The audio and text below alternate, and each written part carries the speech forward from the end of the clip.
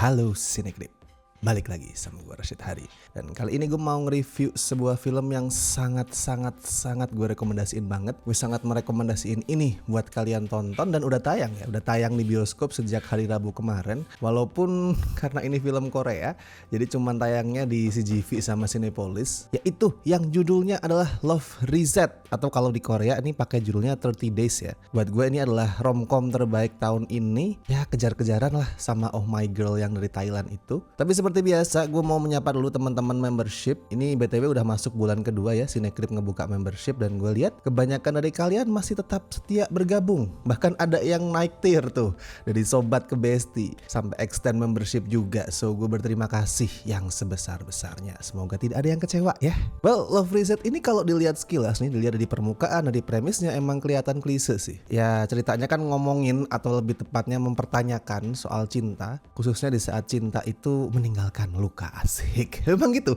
Ini ngomongin mempertanyakan soal cinta nih yang kemudian berubah jadi luka. Filmnya tuh mempertanyakan nih, misalkan ada luka yang banyak, yang besar, apakah itu artinya cinta udah hilang dan sebuah pasangan kekasih, pasangan suami istri itu lebih baik berpisah aja? Klise emang kayak tadi gue bilang kan. Tapi di luar dugaan begitu masuk ke eksekusinya, ke presentasinya, Love Reset ini banyak ngerombak formula klise di romcom, khususnya romcom Korea. Contoh deh, misal pas karakter utamanya yang cowok, Jong Yeol namanya, yang diperanin Kang Hanul, itu nangisin keputusan mantan pacar dia, Nara, yang diperanin sama Jong So Min buat nikah. Si Jong Yeol tuh sedih, kok bisa Nara baru putus, terus baru kenalan sama cowok baru mungkin hanya beberapa bulan, udah nikah. Nah biasanya di kebanyakan romcom situasi kayak gitu kan dipakai di menjelang akhir, di transisi antara second act sama third act, di saat si protagonis cowok tuh akhirnya udah menyadari semua kesalahan dia dan memantapkan hati buat oke, gue harus rebut kembali hati si cewek. Biasanya di situ, di belakang. Tapi sama Love Reset, adegan itu ditaruhnya di depan, di opening sequence. Itu aja gue udah wow, ini biasanya di belakang nih.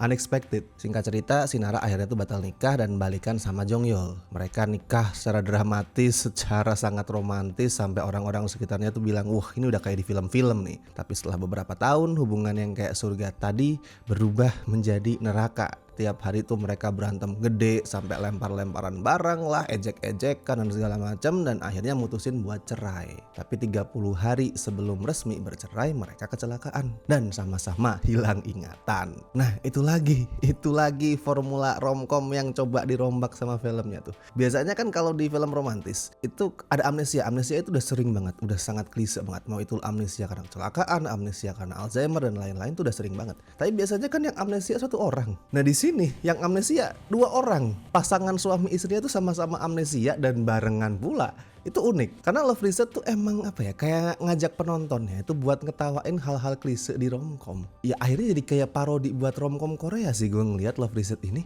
Makanya alurnya tuh sering bergerak ke arah yang nggak terduga gitu ya, at least buat ukuran romcom ya. Karena kita penonton itu udah punya apa sih, pemikiran, ekspektasi tersendiri soal romcom. Paling nanti habis ini ya ini, habis ada konflik ini resolusinya gitu, adegan ini lanjut ke adegan itu. Nah di sini formula-formula tadi dirombak, dan nggak cuma di alur ya, komedinya juga kayak gitu. Dari idenya, ide yang ada di naskah sampai eksekusinya itu sering unexpected. Si sutradara yang juga nulis naskah, Nam Dae Jung namanya, itu emang punya apa ya, komik timing yang luar biasa buat gue. Yang akhirnya bikin filmnya tuh jago buat ngeco ekspektasi penonton. Misal pas si Jong Yeol pertama ketemu sama mertuanya, emaknya si Nara, atau adegan kartu kredit yang pokoknya bangsat, lu tonton sendiri deh. Adegan kartu kredit itu lucu, jadi lucu sekaligus unexpected karena pemakaian angle kamera sama editingnya tuh presisi. Oke. Sama acting pemainnya juga top sih. Kang Hanul sama Jong So Min tuh gak cuma jago gila-gilaan gitu dalam ngelawak, tapi juga punya chemistry yang nguatin presentasi romance filmnya. Pas lagi happy nih, dari mata mereka lu bisa ngelihat percikan cinta yang manis banget. Tapi sebaliknya pas hubungan mereka lagi memburuk, dari tatapannya aja udah kelihatan amarah gitu. Kadang malah ada benci di situ. Tapi bukan marah dan benci biasa, lebih ke arah marah karena sakit hati dan kecewa sambil mikir, kok bisa sih hubungan kita yang awalnya indah jadi gini. Dan dari Love Reset lu emang bisa ngambil banyak pelajaran ya, pelajaran soal cinta gitu. Dari soal gimana hubungan itu mustahil untuk selalu bahagia, jadi jangan sampai nih kenangan buruk soal pasangan kita itu ngalahin kenangan yang indah, harus terus lo regulasi. Terus gimana soal komunikasi yang sehat, soal gimana lu mestinya terus ngebelain pasangan lu nih. Nah ini yang sering terjadi nih, lu harus terus ngebelain pasangan lu. di depan orang tua lu sendiri. Jangan sampai nih misalkan orang tua lu sebagai mertua itu menyindir pasangan lu, jelek-jelekin dia, lu nggak berani bilang apa-apa atau bahkan ikut nyindir gitu. Jangan sampai, lu harus membela pasangan lu. Ya banyak lah pelajaran-pelajaran berguna yang bisa lu ambil kalau misalkan lu lagi pacaran atau mungkin mau lanjut ke pernikahan. Dan kalau misalkan lu pengen lihat pembahasan lebih dalam soal love reset dari sudut pandang pasangan, bisa cek video di channel Ibu Negara saya.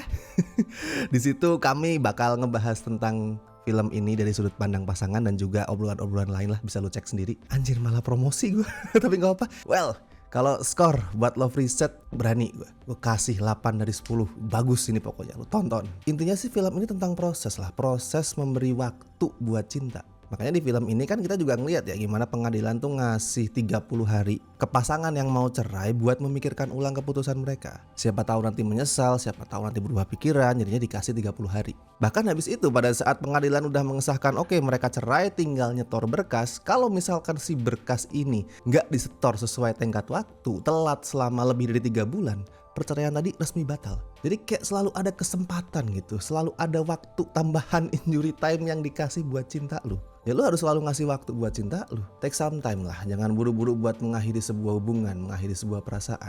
Soalnya bukan mustahil nih, cinta yang lu kira tuh udah mau mati sebenarnya lagi nunggu waktu yang tepat buat tumbuh dan menguat. Mantap. Oke, mungkin kalau misalkan yang udah nonton Love Reset 30 Days ini, bisa juga lu share review lu, opini lu, komentar lu di kolom komentar, bebas lu share juga. Atau mungkin lu merasakan kalau film ini memberikan dampak positif bagi hubungan yang lagi lu jalani, lu jadi punya jalan keluar untuk menyelesaikan masalah, juga bisa saling berbagi nih. Siapa tahu banyak yang bisa mengambil hikmah, anjir hikmah, mengambil pelajaran ya. Oke.